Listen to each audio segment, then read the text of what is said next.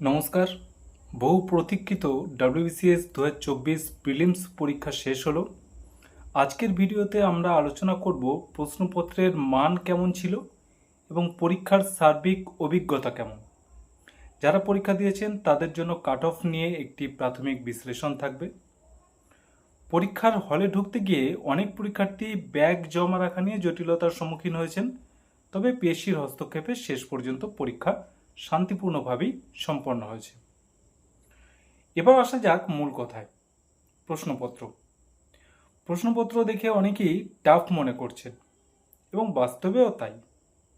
প্রশ্নপত্রের ধরন অনেকটা ইউপিএসসির আদলে তৈরি করা হয়েছে। বিশেষ করে মাল্টিপল স্টেটমেন্ট বা পেয়ার ম্যাচিং প্রশ্নগুলো বেশ সময় সাপেক্ষ ছিল। ইকোনমিক্স থেকে কনসেপচুয়াল প্রশ্ন এবং ইংলিশের জটিলতা পরীক্ষার্থীদের বেশ চিন্তায় ফেলেছে। সংক্ষেপে বলতে গেলে 2023 সালের তুলনায় এবারের প্রশ্নপত্র কিছুটা বেশি কঠিন মনে হয়েছে।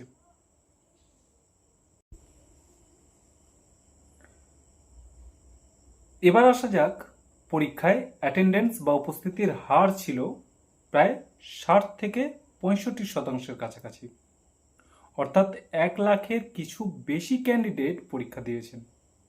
ভ্যাকান্সি নিয়ে সরকারিভাবে কোনো স্পষ্ট ঘোষণা না থাকলেও যেহেতু দীর্ঘদিন পর পরীক্ষা হচ্ছে, তাই শূন্যপদ কিছুটা বাড়ার সম্ভাবনা রয়েছে। সামগ্রিক পরিস্থিতির উপর ভিত্তি করে একটি সম্ভাব্য ধারণা দিচ্ছি কাট অফের।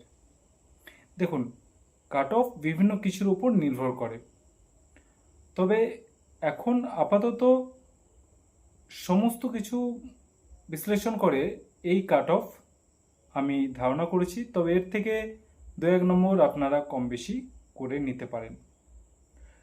দেখুন, ইউআরদের জন্য 99 থেকে 104 এটা কিন্তু হতে পারে। যারা ওবিসি আছেন তারা 97 থেকে 102 ধরে রাখতে পারবেন। যারা এসসি আছেন তারা 94 থেকে 99 পর্যন্ত ধরুন। যারা এসটি তারা 80 থেকে 85, এবং যারা ইডব্লিউএস আছেন তারা 91 থেকে 96 ধরে রাখুন, এবং এর সঙ্গে 2-1 নম্বর কম বেশি হতে পারে। আর যারা ফিজিক্যাল হ্যান্ডিক্যাপ বা এক্স সার্ভিসম্যান আছেন তাদের কাট অফ সাধারণত এর থেকে বেশ কিছুটা কম হয়। দেখুন, কাট অফ নিয়ে আতঙ্কিত হওয়ার প্রয়োজন নেই।